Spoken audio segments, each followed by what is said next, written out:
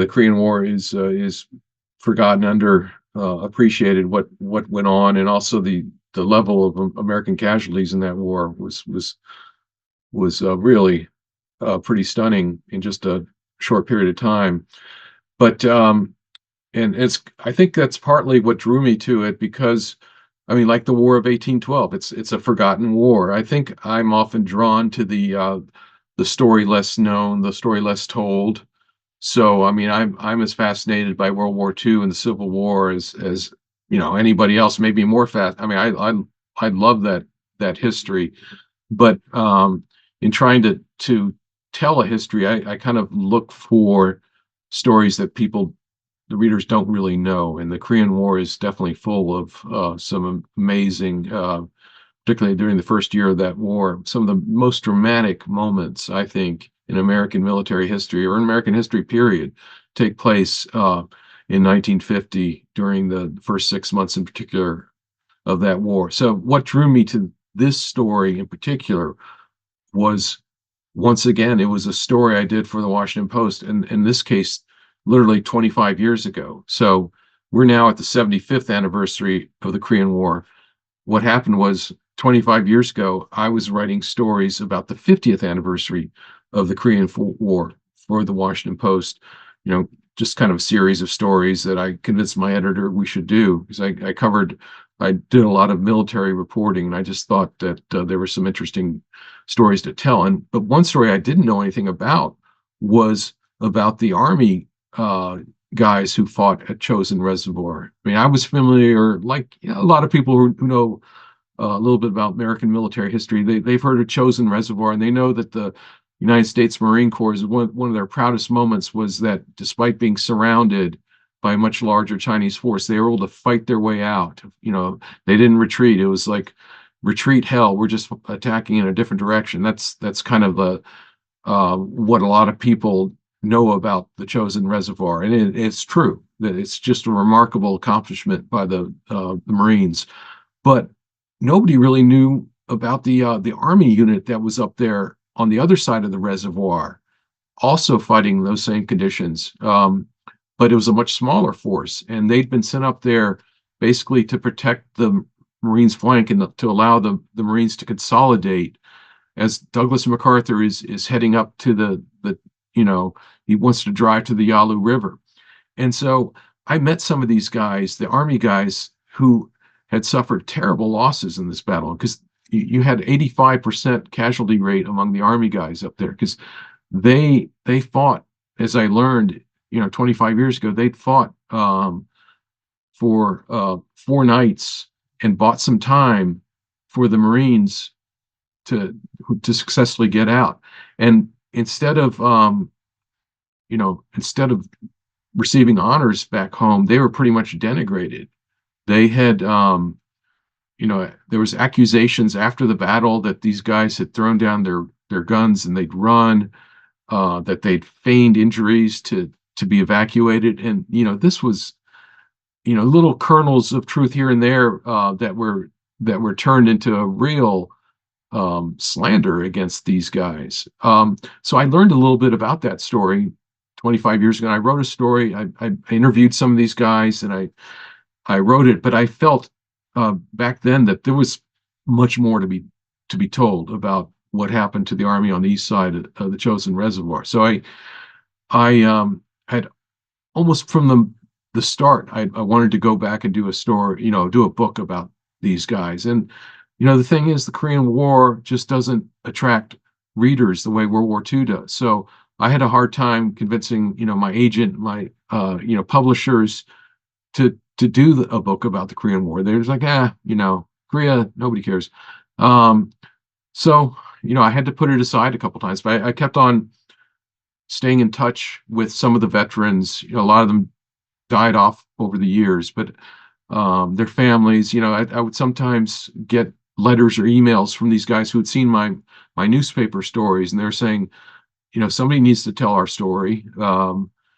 And I would always keep these, and I would interview these guys, and I would just kept on saving strings, so to speak, on this book. And I finally, after I finished the Berlin Tunnel book, I finally said, darn it, I've got to do this now because these guys are just about, there's not that many of them left. And I learned that they were about to have their final reunion. This was back in 2021. And, all these guys were, the youngest of them was at this point maybe 89 years old because we were approaching the 70-year mark at that point of the battle. Some of these guys were just 17. There was one kid who was only 15 at the time of the battle.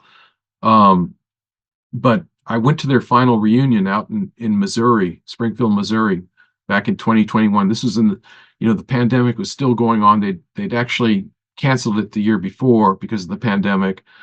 So they decided, okay, we're going to do it in 2021. And that's going to be it. This is going to be our last reunion. And I went out there, and there were only a handful of them that were able to make it. But their families were out there too.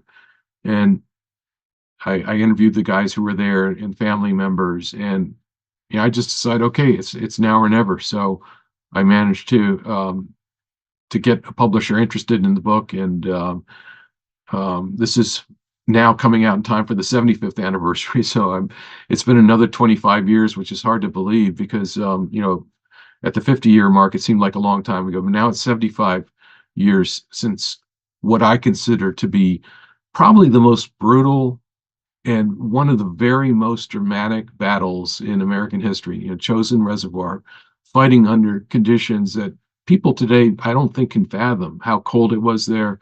We're talking, 30, 35 degrees below zero.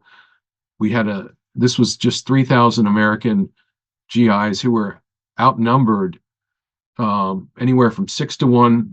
And by the final days of the battle, they were outnumbered 9-1. And they were holding on as best they could. And a lot of them, paid the ultimate price. I mean, we're talking, more than 1,000 of them who were killed, and 85% casualty rate. A number of them ended up losing limbs and to amputation because of frostbite and wounds. And this tells their story, and it's a tragic story, but it's also in some ways uplifting because even now, and the book covers this, even now the remains of some of these GIs are being recovered. So just in the last few years, I've been to funerals of GIs the guys who were killed in the battle now 75 years ago, and they're still being returned. They're still being identified. Some of the remains were turned over by North Korea back in 2018. So there are identifications that are still going on. And going to funerals where the people who are in attendance include like the older sister of a guy from Maryland who died in the battle, and his two young daughters who were two years old and 1 year old when he died. I mean, and now they're in their 70s. It's pretty. I mean, it's very emotional for everybody. And there's been services at Arlington National Cemetery and at cemeteries around the country, really, as these guys are coming home. So the book tells the story. The first part of the battle, tells the story of the battle, who these guys were, what happened to them, the terrible support that they got from higher headquarters, in terms of they didn't have proper cold weather gear. They had very limited ammunition. They didn't get much resupply during this battle. And they didn't get reinforcements that could have helped. So it tells that story, but then it continues on to what happened to these guys after the war, when they were denigrated for their service. They were left off the presidential unit citation that the Marines received for the battle.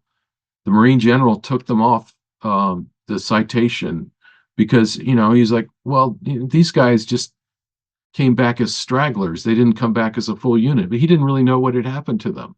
And they had been decimated by a much larger Chinese force, larger in terms of the ratio than the Marines themselves were facing. So this book, I think, is just an attempt to write the record and let people who are interested in Korean War history to know the real story of what happened to these guys.